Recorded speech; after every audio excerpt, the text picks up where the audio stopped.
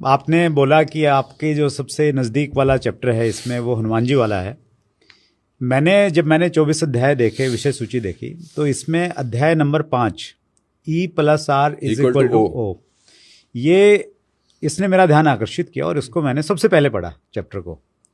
इसके बारे में थोड़ा डिटेल से बातचीत करते हैं। और मुझे बहुत ये एक बिल्कुल अलग सी चीज़ लगी, और जब मैंने अपनी ज़िंदगी पे भी इसको लागू करके देखा तो मुझे लगा कि यार बहुत वैलिड है, क्योंकि आदमी कहीं ना कहीं चेक करता है और फिर लगता है कि यार 100% सही है। तो E+R = इस अध्याय के बारे में थोड़ा बताएं सर। इस किताब में सबसे पीछे आखिरी के बिल्कुल पेज पर सबसे उसको उलट दें तो एक कोट लिखा है मैंने, वो मेरी जिंदगी का शायद सबसे अच्छा कोट है जी। और वो किसी जयपुर के प्रोग्राम में मेरे मुंह से स्वतः ही निकल गया कि घटना का घटना आपके हाथ में नहीं है, घटना में रंग भरना आपके हाथ में है। मैं थोड़ा सा इंटरप्ट कर रहा हूँ।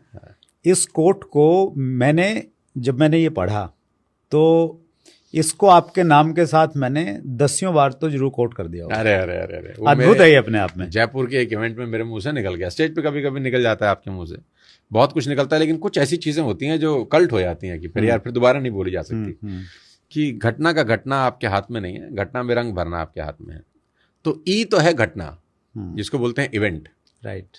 और आर जो है उसमें रंग भरना, जिसको बोलते हैं रिस्पॉन्स, और ओ है उसका आउटकम। कि घटना आपके हाथ में नहीं है, इवेंट कुछ भी हो सकता है।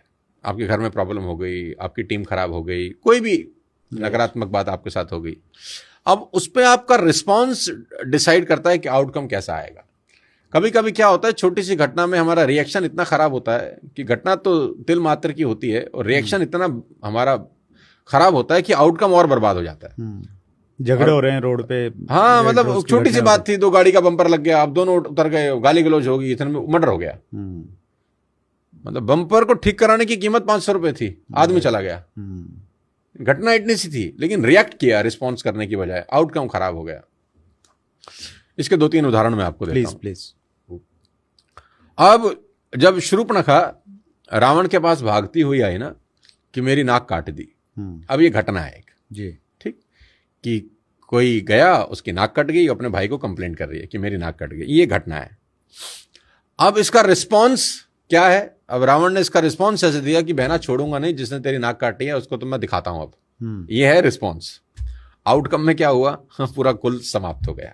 ठीक, रिस्पॉन्स ऐसा भी हो सकता था कि वो शूर्पणखा से पूछ लेता कि तू वहां करने क्या गई थी। मतलब काउंटर क्वेश्चन पूछता ना कि तू क्या करने गई थी वहां, बता, सच सच बता, वहां तुम्हारे बीच में हुआ क्या। ये क्रॉस चेक करने दे मेरे को। हाँ, मुझे एक बार पता कर लेने दे कि मेरे वो उनका पॉइंट ऑफ व्यू भी जान लूं, जिन्होंने तेरी नाक काटी है, कि इन्होंने नाक काटी क्यों। तो अगर ये 3 सवाल पूछ लेता कि वहां हुआ क्या, तू वहां करने क्या गई थी, एक बार मैं उसका पक्ष भी जान लूं, तो रिस्पॉन्स बहुत बेहतर होता। रिस्पॉन्स में मां का हरण नहीं होता, और आउटकम कैसा होता? राज करता। लेकिन उसका रिस्पॉन्स कैसा था? वाहियात। घटना तो सिंपल थी, लेकिन रिस्पॉन्स वाहियात था, तो आउटकम में कुल समेत मारा गया। अब दूसरा उदाहरण लो। द्रौपदी ने दुर्योधन को पानी में गिरते देखकर बोला, अंधे का बेटा अंधा। यह भी घटना है। यस, अंधे का बेटा अंधा। अंधा। अब उसका रिस्पॉन्स कैसे आया? उसने बोला, जब मौका मिलेगा तुझे बताऊंगा मैं। उसने चीर हरण किया। आउटकम क्या हुआ? 100 भाइयों समेत खत्म, समाप्त। रिस्पॉन्स ऐसा भी हो सकता था कि उसके बोलने से थोड़ी ना तू अंधा हो गया। भाई, उसने अंधा बोल दिया, उसके बोलने से तू अंधा नहीं हो जाता था भाई। अब आपको किसी ने गधा कहा, किसी के गधा कहने से तो आप गधा नहीं होते ना, लेकिन जैसे तुमने बाजू चढ़ाई कि तुझे बताता हूं अब हुए कि तुम गधे। तो रिस्पॉन्स ये होना चाहिए था कि तेरे अंधा कहने से मैं अंधा नहीं होता यार। बड़ा कूल सा रिस्पॉन्स है। आउटकम क्या होता? कोई दिक्कत नहीं थी, लेकिन रिस्पॉन्ड क्या था कि तुझे बताता हूं मैं। अब तीसरा एग्जाम्पल देता हूं, आपकी ऑडियंस पागल हो जाएगी सुनकर, प्लीज। तीसरा एग्जाम्पल इसका यह है कि इवेंट इतना खतरनाक है, और रिस्पॉन्स देखना फिर आप। इवेंट ऐसा है कि सौतेली माँ राम को कहती है 14 साल के लिए चला जा।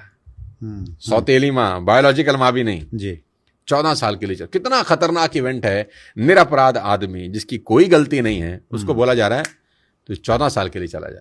अब रिस्पॉन्स देखो। उसने कहा, माँ बस इतनी सी बात। आउटकम देखो